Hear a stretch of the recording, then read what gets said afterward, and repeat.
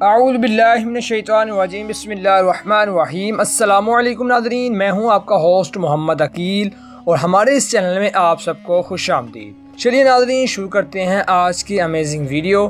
آج کی اس ویڈیو میں ہم تذکرہ کریں گے یزید کے بارے میں، اور یزید بن معاویہ وہ بد نصیب شخص ہے کہ جس کی پیشانی پر اہل بیت کے بے گناہ قتل کا گناہ ہے، اور قیامت تک اس کا نام سب سے بڑے ذلیلوں میں آئے گا۔ اور یہ بد باطن سیاہ دل خاندان 25ویں ہجری کو امیر معاویہ کے گھر بیتون مصر سنجر کے پیٹ سے پیدا ہوا، یعنی یہ اپنی ماں کلبیہ کے پیٹ سے پیدا ہوا، اور یہ نہایت ہی موٹا، سیاہ دل، بہت ہی گناہ گار اور بہت ہی ذلیل و خوار پیدا ہوا۔ اس کی شرارتیں اور بےہودگیاں ایسی ہیں کہ نعوذ باللہ بدماشوں کو بھی شرم آ جائے۔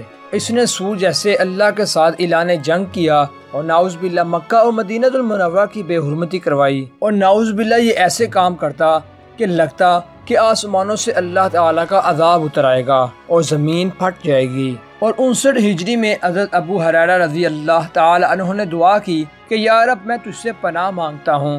جب 60ویں ہجری شروع ہوئی تو حضرت ابو ہریرہ رضی اللہ تعالی عنہ نے یہی فرمایا کہ 59ویں اور 60ویں ہجری کے درمیان ان لڑکوں کی حکومت سے میں تجھ سے پناہ مانگتا ہوں۔ اور اس دعا سے معلوم ہوتا ہے کہ حضرت ابو ہریرہ رضی اللہ تعالی عنہ بہت ہی زیادہ ان سے بے اداس تھے۔ اس سے یہ معلوم ہوتا ہے کہ 59ویں اور 60ویں ہجری کے درمیان جو حکومت تھی وہ بڑی ہی بدظن اور ظالمانہ حکومت تھی۔ اور پھر ان کی یہ دعا قبول ہوئی، اور پھر انہوں نے 59ویں ہجری کے اختتام پر مدینہ المنورہ میں رحلت فرمائی۔ اور ایک حدیث میں آتا ہے کہ حضور صلی اللہ علیہ وآلہ وسلم نے اپنے صحابی سے فرمایا کہ میری سنت کو پہلا بدلنے والا شخص بنی امیہ کا پہلا شخص یعنی ابی بن معاویہ کا پہلا بیٹا یزید ہوگا، نعوذ باللہ۔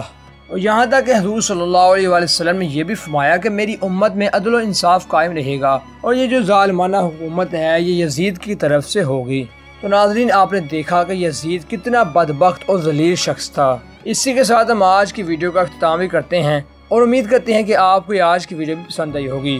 ویڈیو پسند آنے کی صورت میں ہمارے چینل کو سبسکرائب، لائک اور شیئر کیجیے گا۔ دوبارہ جلد حاضر ہوں گے ایک اچھی اور نئی ویڈیو کے ساتھ۔ اجازت دیجیے، اپنا خیال رکھیے گا۔ اللہ حافظ۔